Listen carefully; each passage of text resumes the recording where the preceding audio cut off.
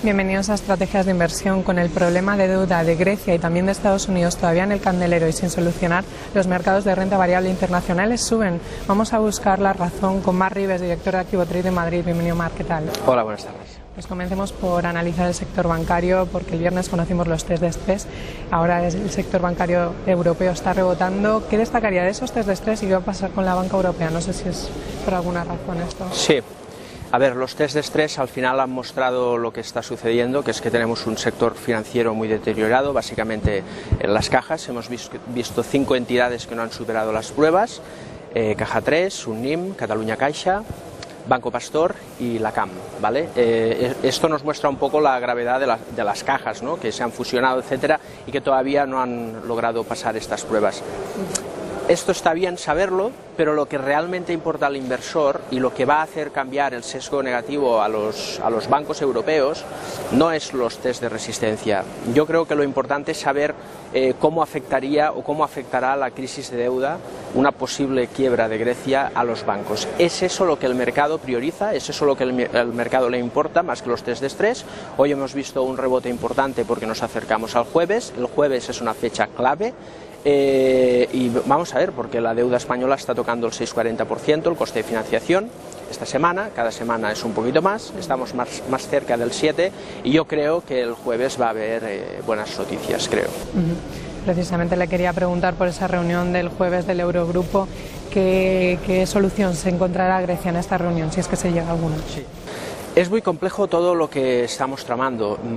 Para que veamos un poco la complejidad del asunto, estamos viendo, por ejemplo, que al final el problema viene en que las agencias de rating están bajando la calificación crediticia de los bonos de la deuda pública, de los bonos griegos, portugueses, españoles, italianos, etcétera.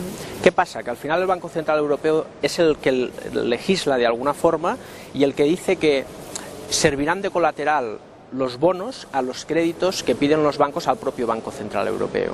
Entonces, el colateral que piden, lo piden con un informe de las agencias de rating que digan que estas inversiones son seguras, ¿vale? Entonces, ¿qué pasa?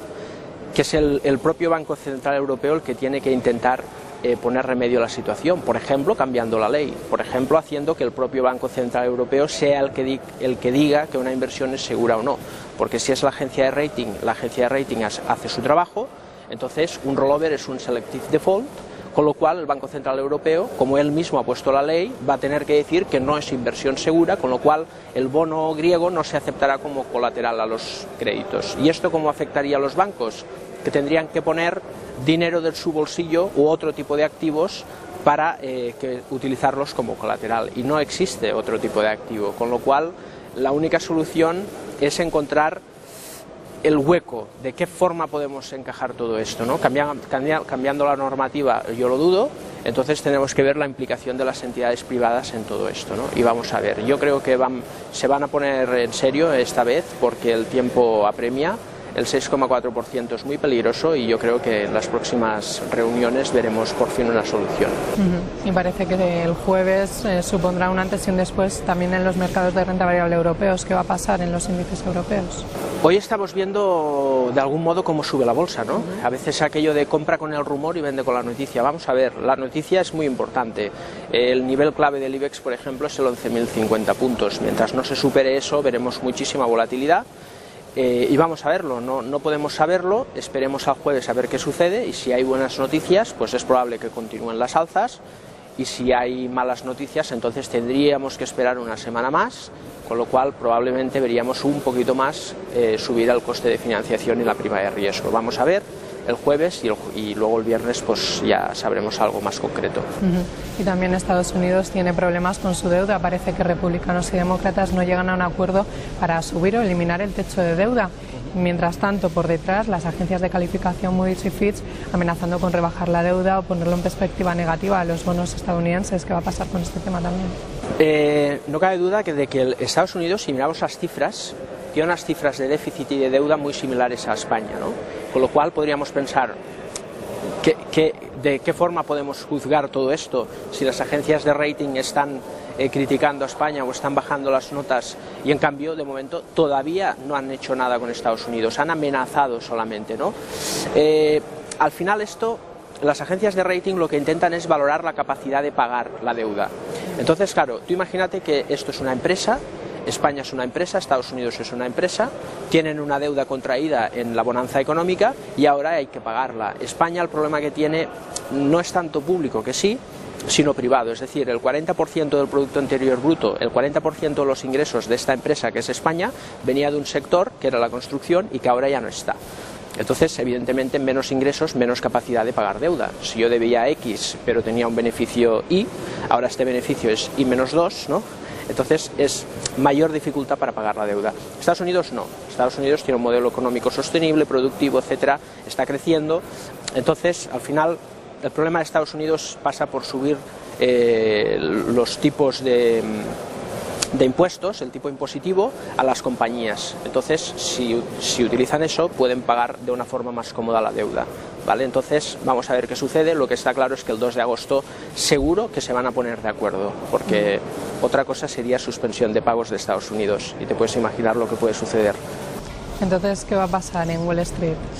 Pues yo creo que se van a poner de acuerdo, demócratas, republicanos. El SP500 está en un mercado alcista, está haciendo nuevos máximos crecientes. Podemos aprovechar los recortes y la volatilidad para comprar acciones americanas. Es un mercado en el que hay que estar de momento.